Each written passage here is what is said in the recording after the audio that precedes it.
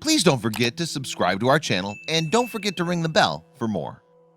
In the valleys of Jordan in Israel, archaeologists are excavating the fascinating remnants of an ancient settlement. And as the team recover relics and artifacts from the site, a startling picture begins to emerge, one that's shedding new light on the lives of the humans who lived there over 10,000 years ago. Beginning some 2 million years ago, the Stone Age ushered in a time of great change for early humans. Yes, having learned to craft weapons and tools, they took their first steps on the long road to civilization as we know and recognize it today. Having spanned a duration of around 3 million years all told, the Stone Age is now typically broken up into 3 distinct spans of time. They're the Paleolithic, the Mesolithic, and the Neolithic stages. And by the time the great prehistoric period drew to a close, mankind was no longer a nomadic hunter-gatherer. Instead, we'd become relatively sophisticated beings capable of skilled tasks such as working with metal. Today, many aspects of the Stone Age remain a mystery though.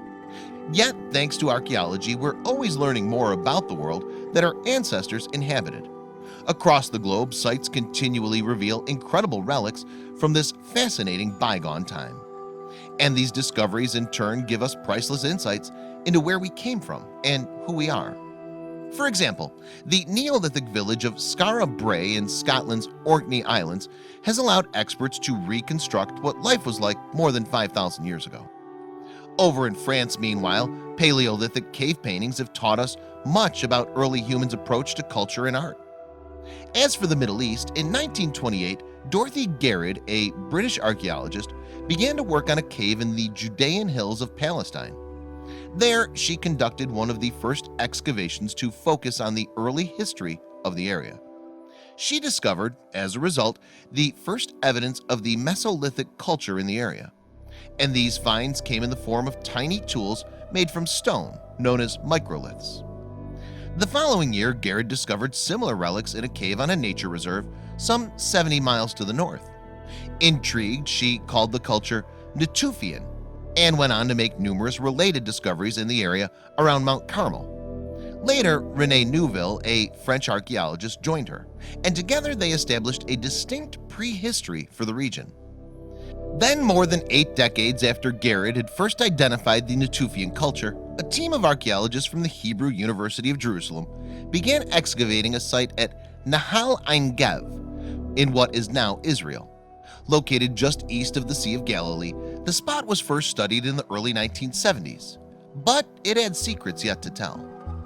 Now, recent excavations have revealed some startling facts about Nahal Ein Gev and the people who lived there thousands of years ago. Between 2010 and 2013, the archaeologists spent 4 summer seasons braving the heat of the Jordan Valley, and what they found has cast new light on a fascinating period in human history. Thought to be some 12,000 years old, the site at Nahal Ein Gev represents the remains of an ancient village. It appears to have been inhabited at a time when humans were beginning to abandon their hunter-gatherer lifestyles in favor of agricultural communities, and as such it provides a valuable insight into this transitional era. During their excavations, archaeologists recovered a number of artifacts associated with the people who once called this village home. The finds included tools crafted from flint and bone alongside animal fossils, and there were even some early examples of art, such as limestone models, carved pieces, and jewelry. Indeed, more than 200 examples of ancient ornamentation were found during the dig, the majority of them taking the form of fancy beads. It seems, in fact, that some of the artifacts were crafted from locally sourced shells and may have been produced in the village. Others, meanwhile, were made from a rarer material known as greenstone. According to experts, greenstone does not naturally occur in the area around Nahal Ein Gev, so the material's presence at the village site indicates that the ancient residents may have engaged in trading with other communities. And there was more. The archaeologist also recovered a couple of bone pieces carved with a distinctive design. Apparently, this design has been spotted on artifacts at a number of Stone Age sites across the region. So it seems as if the inhabitants of this village were in contact with other settlements, sharing both objects and traditions relating to art. Some of the items exhibit a more unique style, though, suggesting that a degree of local autonomy existed as well. Intriguingly, these artifacts weren't the only things recovered from the site either. Archaeologists also discovered the remains of 5 ancient humans. In one case, the body of a woman was found lying face up, with her frame curled up into a ball. And according to experts, this would indicate that her burial involved a sack or some other type of wrapping. Elsewhere, the team discovered the remains of 4 people inside a burial pit.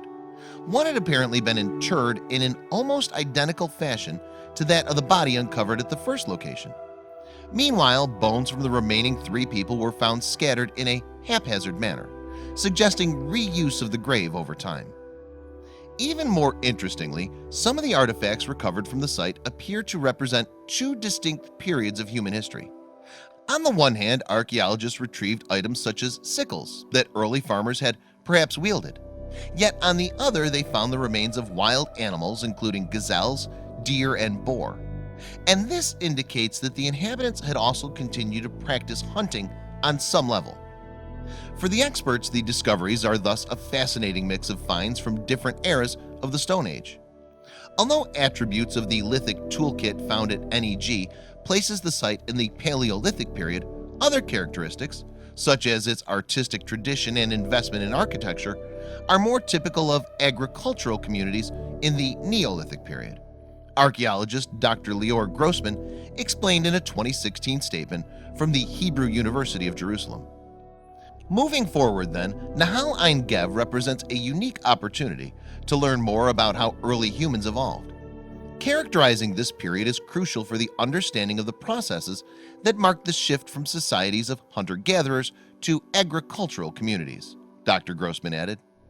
Researchers have now theorized that a changing climate in the Jordan Valley may have caused the inhabitants there to make the move towards a farming lifestyle and settle in larger communities. But did their success inspire others to follow suit? That's something we may never know for sure.